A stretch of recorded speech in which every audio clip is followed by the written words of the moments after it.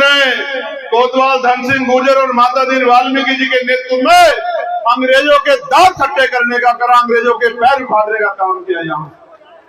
लेकिन मैं मात्र तो सरकार फूलों से स्वागत करेगी, डंडे वाली सरकार का इलाज हो जाएगा इस बार 27 में। आप लोग चिंता मत कर, बहुत डंडा बजाया इन लोगों ने। मैं उन शहीदों को भी नमन करता हूँ जिन्होंने अपने अधिकार को बचाने के लिए पूरे भारत को दिखाने का प्रयास किया कि हम अपनी लड़ाई को किस हद तक जाकर लड़ सकते हैं, चाहे हमें बलिदान क्यों न देना पड़े। ये मेरठ की क्रांति रहा है। मैं समय समय पे मेरठ आता हूँ और मैं हमेशा कहता हूँ कि जब भी पुनः क्रांति होगी इस देश में, चाहे वो सामाजिक, आर्थिक, राजनीतिक, जब भी क्रांति होगी तो मेरठ का रोल, मेरठ का योगदान सबसे। तो सरकार फूलों से स्वागत करेगी, डंडे वाली सरकार का इलाज हो जाएगा इस बार 27 में। आप लोग चिंता मत कर, बहुत डंडा बजाया इन लोगों ने। आशा आंगनबाड़ी बहनों को, भोजन माताओं को, सहायिकाओं को राज्य कर्मचारी का दर्जा दिलाएंगे। पिछले वर्ष हुए, जितने भी पिछले वर्षों में इनकाउंटर हुए, बुलडोजर कार्रवाई हुई, इन पे स्वतंत्र आयोग बना के इसमें जो है निष्पक्ष कार्रवाई की जाएगी। जिसने अपराध किया वो बचेगा नहीं, कितना ही बुलडोजर चला ले, और 6 महीने बाकी है, बचेगा नहीं जिसने सरकार के सारे पर अन्याय किया है गरीबों के साथ। जिन्होंने गरीबों के घरों बुलडोजर चलाए हैं उनकी तनख्वाह से उस घर का पैसा वसूल करके दिखाएंगे। मेरी बात को आप याद रखना। होमगार्ड जवानों को, राज्य कर्मचारी के समान वेतन, पीआरडी जवानों को बेहतर मानदेय और अन्य सुविधाएं। और देखो, आपने सरकार का प्रोपेगेंडा सुना होगा, स्मार्ट सिटी।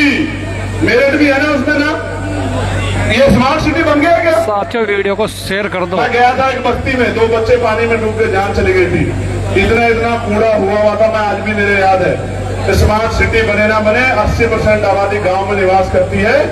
गांव की कनेक्टिविटी बढ़ाएंगे, गांव में रोजगार लेके जाएंगे, गांव में सड़कें लेके जाएंगे, गांव में बिजली लेके जाएंगे, गांव में पानी लेके जाएंगे, गांव में रोजगार की व्यवस्था लेके जाएंगे, गांव में अस्पताल लेके जाएंगे, गांव को जोड़ेंगे रोजगार से, ग्रामीण इकोनॉमी को मजबूत करेंगे। ये मैं आपसे वादा करता हूँ। प्यारे साथियों, ग्रामीण क्षेत्रों में रहने वाली महिलाओं को और शहरी क्षेत्रों में रहने वाली महिलाओं को उद्योग और उचित प्रशिक्षण देके उद्योग धंधे लगा के रोजगार देने का काम करेंगे। आप बताओ, आपको महिलाओं को रोजगार मिलना चाहिए नहीं मिलना चाहिए? कब तक हाथ फैलाती रहोगी? जहाज में बैठी हो, जहाज में बैठी हो, जितनी बैठे जरा हाथ उठाना, जो बैठी हो वो उठाना, हाथ हिलाने को मत उठाना। नहीं बैठी हो तो ये कहाँ लिखा है, कौन सी किताब में लिखा है, कौन से ग्रंथ में लिखा है कि जहां पैदा होंगे वहीं मर जाएंगे और महिलाएं हवाई जहाज हेलीकॉप्टर में नहीं घूम पाएंगी? किसने लिखा अपनी किस्मत में?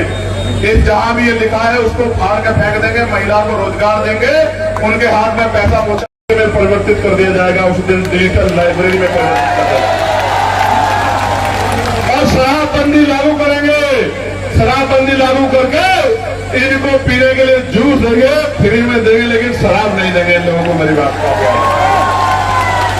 क्योंकि मैं जानता हूं कि 70% परिवार शराब की वजह से टूटते हैं और सड़कों पर जो दुर्घटना होती है उनमें 70% दुर्घटनाएं शराब की वजह से होती। मेरी माँ बहनों, प्यारे बच्चों, नौजवानों, जितना बैकलॉग पड़ा है, एक नौजवान होने के नाते अभी तो मैं भी उसमें हूँ, अग्निवीर पे 5 साल वाली नौकरी पे। इस पे भी नहीं पता कब जजों का मूड खराब हो जाए और मुझे कह दें कि भाई इसकी नौकरी खत्म हो गई है, क्योंकि न्याय व्यवस्था पे आजकल पहरा है। सरकार का ध्यान रखना मेरी बात को। इसलिए आपको कह रहा हूं कि बैकलॉग भरेंगे। पहली कैबिनेट में 5 लाख पक्की नौकरियां उत्तर प्रदेश के नौजवानों को दिला के रहेंगे, कोई रोक नहीं पाएगा। मेरी बात को याद रखना। पुलिस के कर्मचारी भाई सुन लो, सरकार के इशारे पे चाहे मजबूर होकर कई कदम उठा लो, आपको 8 घंटे की ड्यूटी और सप्ताह में 1 दिन छुट्टी और बॉर्डर स्कीम अगर कोई खत्म करेगा तो आजाद समाज पार्टी काशीराम खत्म करेगी और किसी की हिम्मत की बात नहीं। उसके बाद जो शिक्षक हैं उनको सिर्फ शिक्षा के काम में लगाया जाएगा। पोलियो में, गन्ना में, चुनाव में इनमें कहीं नहीं ड्यूटी रहेगी, इनके लिए अलग से सिस्टम बनाया जाएगा। शिक्षक का काम केवल पढ़ाना होगा, भविष्य को सुधारना होगा, भविष्य को संवारना होगा। शिक्षक को ना मजबूर करेंगे, ना उसकी जिम्मेदारी से भागने देंगे, उसको जो अच्छी शिक्षा व्यवस्था हो दे, इसकी व्यवस्था करेंगे।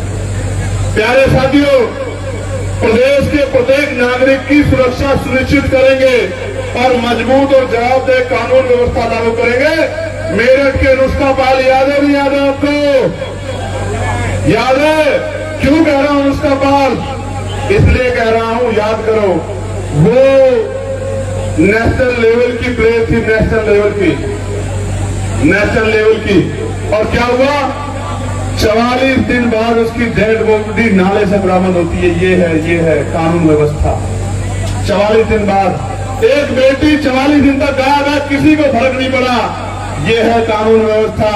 और अगर जाति धर्म के आधार पर कार्रवाई करनी हो तो आज घटना होगी, कल सुबह बुलडोजर चलेगा और गोली लग जाएगी। ये भी आपकी आंखों के सामने हो रहा है, ये आपसे छिपावा नहीं। प्यारे साथियों, आपको कप्सार भी याद होगा, किस तरह चीर हरण किया गया आपकी बच्ची का, ये भी आपको याद होगा। और जब मैं आया था तो पूरा बैरिकेडिंग लगा के मुझे लड़ने के लिए, भागने के लिए, दौड़ने के लिए मजबूर किया गया, क्योंकि अपराध नहीं रोक सकते, अपराध के खिलाफ लड़ने वालों को रोकना चाहते। ये सरकारें काम कर रही हैं। प्यारे साथियों, महिला सुरक्षा के लिए सख्त कानून बनाएंगे और त्वरित न्याय हेतु फास्ट ट्रैक कोर्ट की व्यवस्था करके 1 महीने के अंदर गुंडों को, जो बेटियों का अपमान करेगा, मुख्यमंत्री कहते हैं हर चौराहे पे खड़ा यमराज, उनका यमराज तो छुट्टी पे है, लेकिन यहाँ 1-1.5 महीने के अंदर सजा दिला के बहन बेटियों का अन्याय करने वालों को फांसी दिलाने का काम करेंगे। मेरी बात को आप याद रखना। कर्मचारियों के बुढ़ापे की लाठी, यानी कि पुरानी पेंशन योजना को दोबारा लागू करेंगे। ये पुलिस के भाई भी सुन लो और ये जो और कर्मचारी है सारे भागों में, ये भी सुन लो, इसको लागू करेंगे। उसके साथ साथ प्रमोशन में रिजर्वेशन भी SC ST OBC के कर्मचारियों को दिलाते रहेंगे। इस बात का भी मैं आपको विश्वास दिलाता हूं। प्यारे साथियों, अभी मीटर पहले इस्तेमाल करो, फिर विश्वास करो, पहले रिचार्ज करो, फिर बिजली लो। और अगर जेब में पैसे ना हो तो अंधेरे में रहो। और ये सरकार कहती है सबका साथ सबका विकास। 300 यूनिट बिजली फ्री देंगे और प्रीपेड मीटर को डायनामाइट लगा के उड़ा देंगे। गरीबों को 400-500 रुपए के बिल पे वापस लेके आएंगे कि बजट में होंगे। 1 करोड़ रुपए मदद माफ कर सकती है तो उत्तर प्रदेश के गरीबों का और किसानों का भी बिजली का बिल माफ हो सकता है। मेरी बात को आप याद रखना, हर चीज हो सकती है। आप पूंजीपतियों के हितैषी हो तो उनका माफ करते हो, हम इनके हितैषी हैं तो इनका माफ करेंगे। ये बात मैं आपको बता रहा हूं। प्यारे साथियों, किसानों को उनकी फसलों पे MSP की गारंटी देंगे और उनकी मेहनत का उचित मूल्य मिल सके, इसलिए जो गन्ने वाला क्षेत्र है, गन्ने का सबसे मजबूत मूल्य हम लोग देने का काम करेंगे। इस बात का भी मैं आपको विश्वास दिलाता हूं। उद्योग धंधे लगा के BPCL, HPCL, IOCL और तमाम थर्मल प्लांट, पावर प्लांट लगा के आपके क्षेत्रों में रोजगार की व्यवस्था करेंगे, जिससे आपका पढ़ा लिखा बच्चा बेरोजगार